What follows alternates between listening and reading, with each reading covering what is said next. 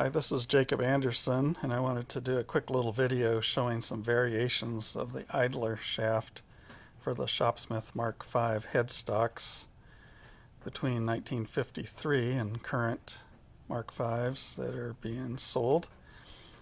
So there were a few different styles over the years. Most of the years had a groove like this halfway along the outer portion of the bearing, and that is because your eccentric bushing has a set screw halfway down it.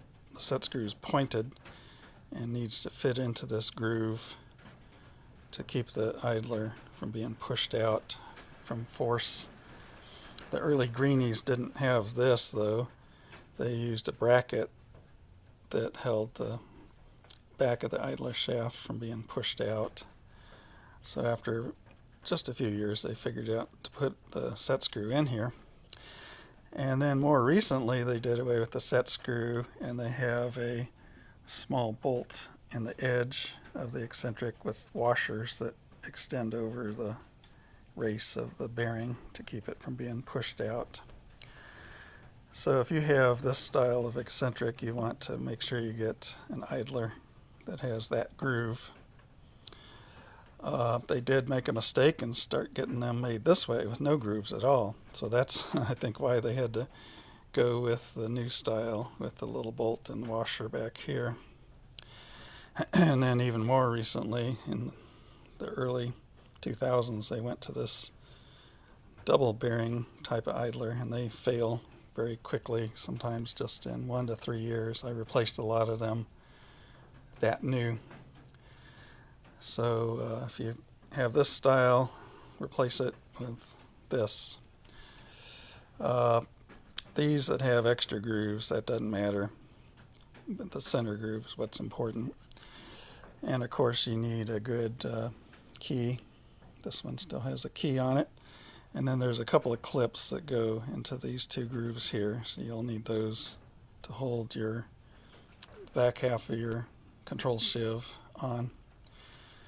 Now, the early bearings had this protruding steel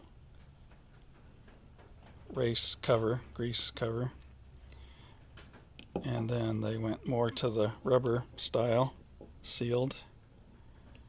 All of these do very well.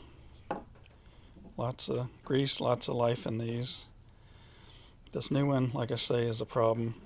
These small bearings, pretty prone to failure, and with all the forces pushing back, I think that contributes to it. You can tell this is an early idler because of the cut for the back of the key. The key is bent back here to fit in there, so it can't slide forward with the control shiv. So early greenies looked kind of like this. Later ones more like that, just a little indent for the key to hang into. So anyway, that's pretty much a run through. These are not good unless you have the new style eccentric. These I think are the best, longest life, have that groove to work with this type of eccentric. Of course you can always go with one of these and then use the new style of eccentric. So anyway, that's a quick rundown. Thanks for watching.